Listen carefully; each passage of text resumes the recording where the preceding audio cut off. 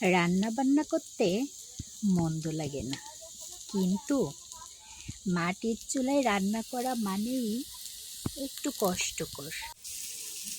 মাটির চুলা মানে জাল নিভে যাবে, ধুমো হবে, আর এই গরমে তো বিরক্তি লাগবে। তবে একটা কথা ঠিক, মাটির চুলায় রান্না করা খাবারগুলো খুবই মজার হয়। আর বিশেষ করে শীতের দিনে তো কোনো কথাই নেই। শীতের দিনে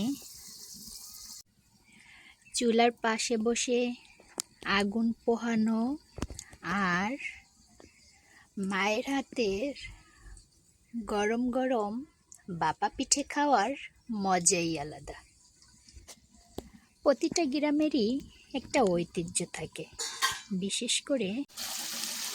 বিশেষ করে আমি মনে করি প্রতিটা গ্রামেরই প্রধান ঐতিহ্য হলো গ্রামের প্রকৃতি, মনোরম পরিবেশ আর ফসলের ক্ষেত।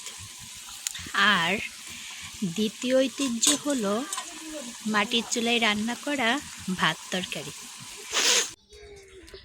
কারণ মাটির চুলায় রান্না করতে কষ্ট হলেও রান্নাটা অনেক মজা ও সুস্বাদু হয়।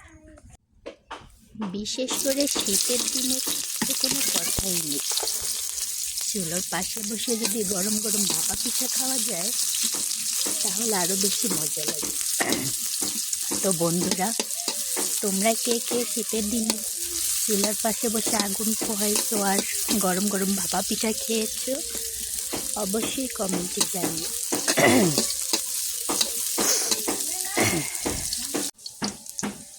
তো ফ্রেন্ড, আমার কথাগুলো তোমাদের কাছে কেমন লাগলো অবশ্যই কমেন্ট করে জানিও। আসলে আমার ঠান্ডা লাগতেছে, তাই ভালো করে তোমাদের সাথে কথা বলতে পারলাম না। দেখো, তোমাদের সাথে কথা বলতে বলতে কিন্তু আমার রান্নাও করা হয়ে যাচ্ছে। আমি উঠতে বাজি করতেছি, দেখতেই পাচ্ছ। উঠতে বাজি কার কার পছন্দ কমেন্টে বলো।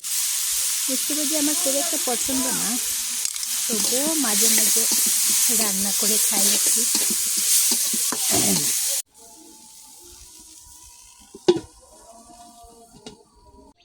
চলো ভিডিওর মাঝে একটু আজান শুনে নিই।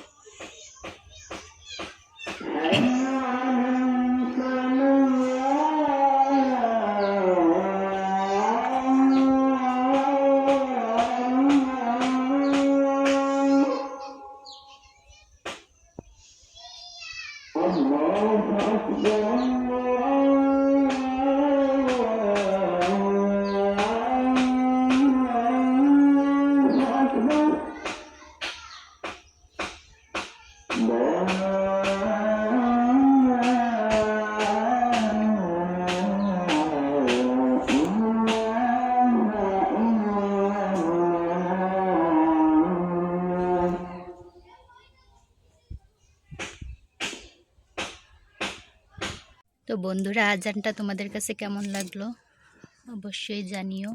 দেখো মাটির চুলায় রান্না করা ভাত, তেরি মাঝে আমার রান্না করা হয়ে গেল। তো বন্ধুরা, আমার আজকের রেসিপিগুলো তোমাদের কাছে কেমন লাগলো অবশ্যই কমেন্টে জানিও।